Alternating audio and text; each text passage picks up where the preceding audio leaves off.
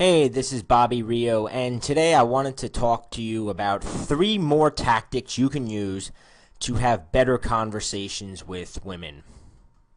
Today I'm presenting 3 more tools to make your conversations with women more enjoyable. I'm going to be talking about emotions, telling stories, and using nonverbal communication.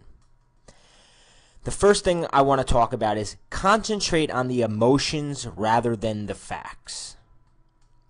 Women are different than men, as we talked about in part 1 and part 2 of this series. Women love to talk about the meaning behind actions and the emotions they invoke. It's also true that the emotions you arise during a conversation shall subconsciously anchor them to you. This means if you're talking about relationships and she starts talking about all the bad feelings she experienced with her previous boyfriend, she's gonna begin to associate those feelings to you.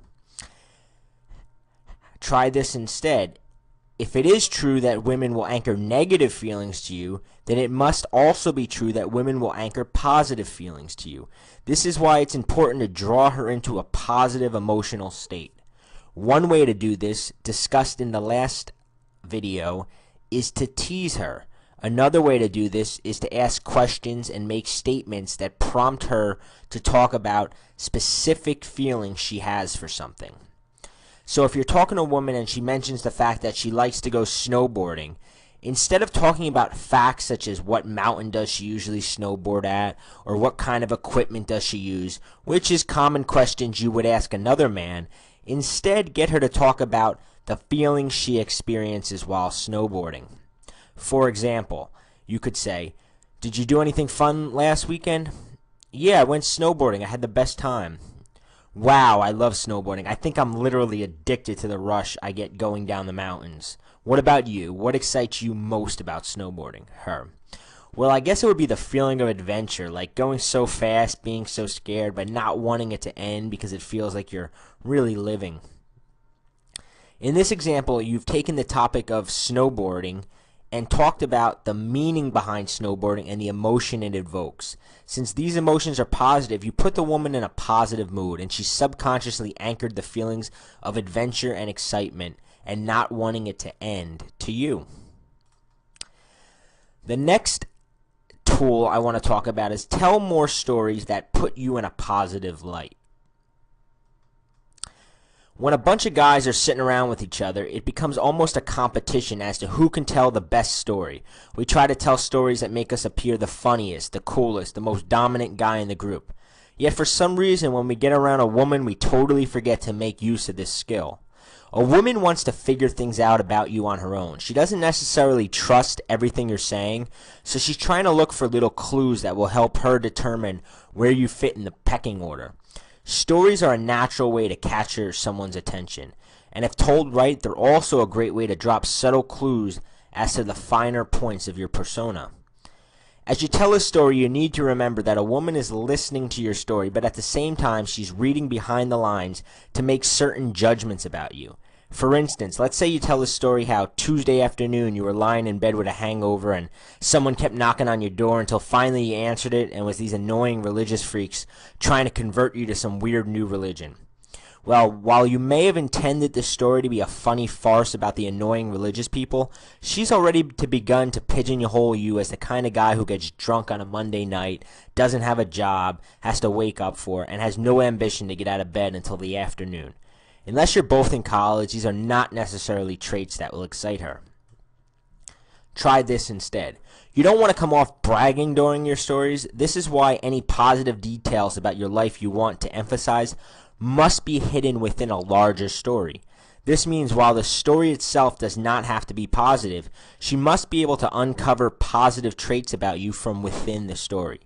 Let's use the same story above about the religious folks knocking on the door and see how we could tell it in a way that sheds some positive light on you. So Tuesday afternoon, I'm sleeping late. This was like the first good, comfortable sleep I've had in a couple weeks, as I've been busting my ass trying to elevate my business to the next level. Monday night, we scored a kick-ass contract, and me and my team finally decided it was time to celebrate. So now Tuesday morning, I'm lying in bed with the kind of hangover I haven't had in years, and I keep hearing a knock on the door. I just don't want to get out of bed. Later then, later that night, later that day, I had a few more important meetings. I really wanted to sleep off the hangover so I'd be able to be in top shape to deliver the proposal. Well, the knocking stops for like 10 minutes, but then starts up again, and now they're ringing my bell too.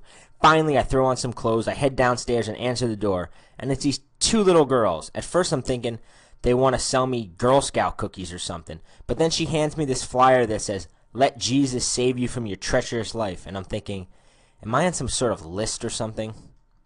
In this version of the story, I included enough details to let her jump to the conclusion that I'm an ambitious and successful businessman, but I never came out and said it. I gave her this information in the context of a story about a couple of religious nuts trying to convert me. The next tool is to remember the nonverbals.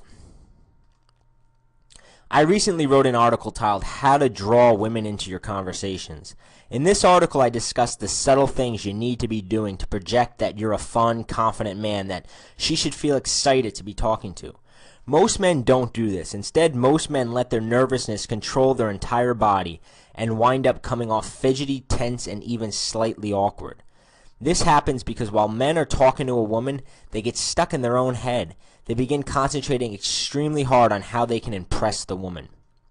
Try this instead. A tip that I heard from a great pickup artist once that has helped me over the years is to imagine that the woman's already told you that later she's going to get naked and sprawl out all over your bed and let you have your way with her. If you knew this, how would you act? You'd probably be quite laid back with a knowing, sly smile on your face, and you'd have no problem getting fun and flirtatious because there wasn't a risk of rejection. Well, can you imagine how acting this way can actually get you the result of having a woman sprawled out naked in your bed? Give it a shot next time you're out.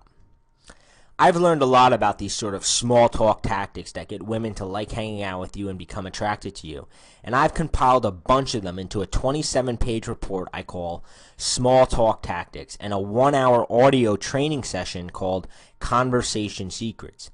And I want to give them both away to you completely free, no strings attached.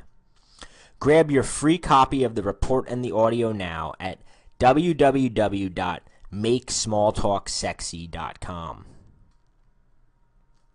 In this 27-page manuscript, you're going to learn a concept I call finding the game that will allow you to turn any conversation sexy within seconds. I'll give you 4 examples you can use tonight to get girls hot and wild over you. These work even if you're not naturally outgoing. I'm going to give you a simple technique that creates conversation momentum, which keeps the talk flowing, makes her laugh, and builds sexual tension, all while she slowly becomes addicted to being around you. I'm already getting a ton of emails from guys who've used this one technique telling me it changed their game overnight. I'm also going to give you one simple and discreet phrase to inject into your conversations with a woman that instantly catapults you out of the friend zone and gets her thinking of you as a potential lover. Trust me, once you put this in her brain, she literally can't help but picture having sex with you.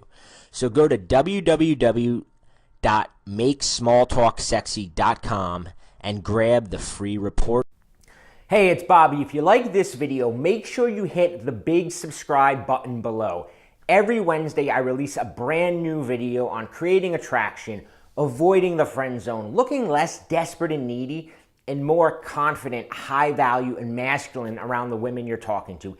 Every video will include specific techniques and tactics that you can use immediately. So if you like this video, make sure you subscribe.